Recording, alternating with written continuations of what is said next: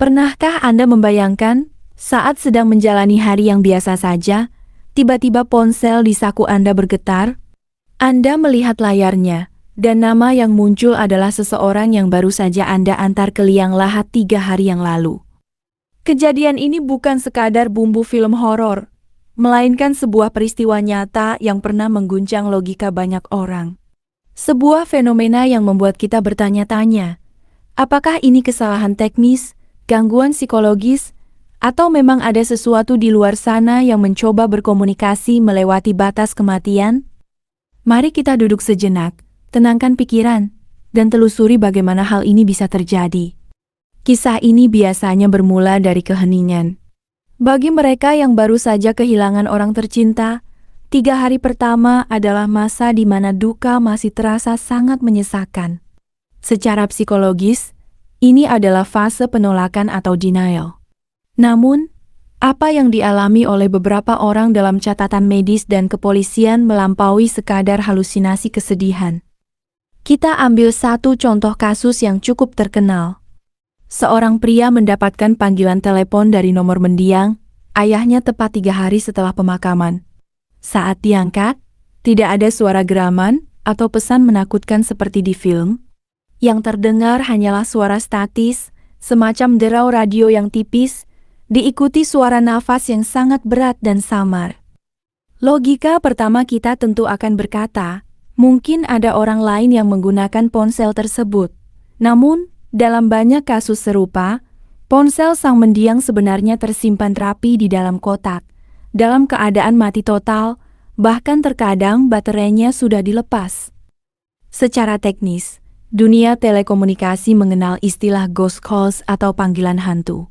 Secara sederhana, ini adalah kegagalan sistem pada jaringan seluler, di mana sinyal yang tertunda atau sirkuit yang malfungsi mengirimkan ulang data lama ke penerima. Tapi, penjelasan ini seringkali patah ketika durasi telepon berlangsung cukup lama dan terjadi interaksi dua arah yang meskipun tidak jelas, terasa sangat personal. Mari kita masuk sedikit lebih dalam ke sisi yang lebih misterius. Dalam catatan penelitian paranormal yang dilakukan secara serius, ada istilah yang disebut phone calls from the dead. Para peneliti mencatat bahwa panggilan-panggilan ini biasanya terjadi dalam kurun waktu 24 jam hingga 7 hari setelah kematian. Kenapa 3 hari?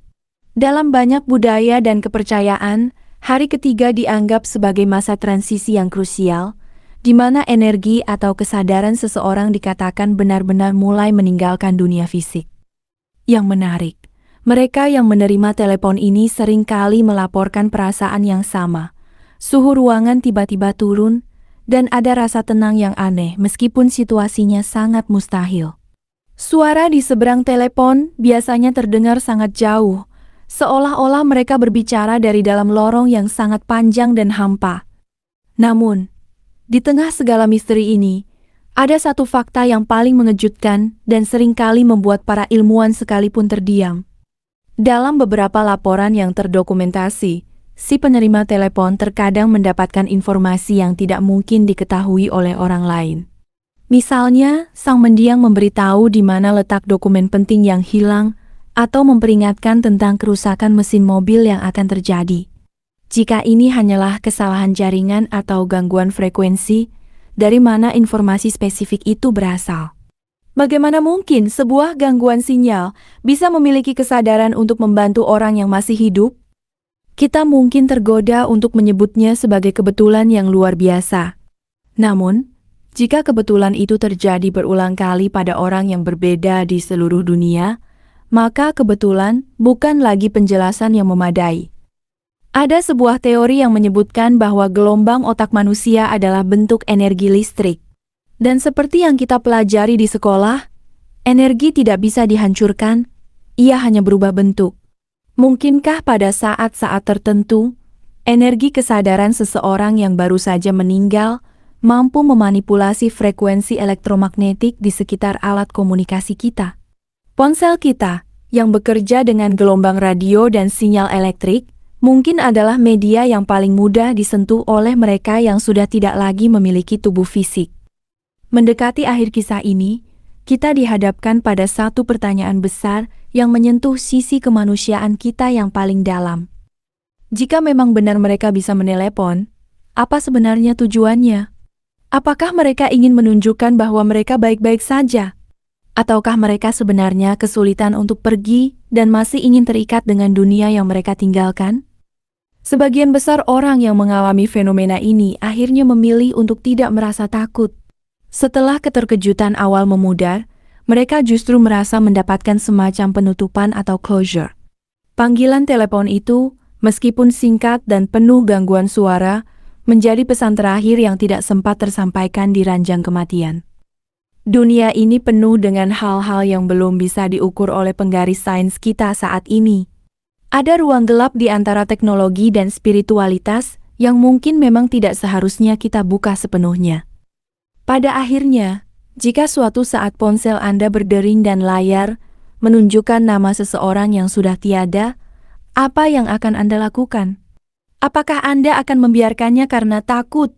Atau Anda akan mengangkatnya, menempelkannya ke telinga, dan memberikan kesempatan terakhir bagi sebuah perpisahan yang layak? Mungkin, misteri ini ada bukan untuk dipecahkan, tapi untuk mengingatkan kita bahwa ikatan antara manusia terkadang jauh lebih kuat daripada kematian itu sendiri. Bahwa selama seseorang masih diingat, mereka tidak benar-benar pergi. Terkadang, mereka hanya berjarak satu panggilan telepon saja. Bagaimana menurut Anda? Apakah ini murni gangguan teknologi? Ataukah memang ada celah kecil di mana mereka yang sudah di sana bisa menyapa kita kembali? Tuliskan pendapat atau mungkin pengalaman serupa yang pernah Anda dengar di kolom komentar. Mari kita berdiskusi dengan tenang.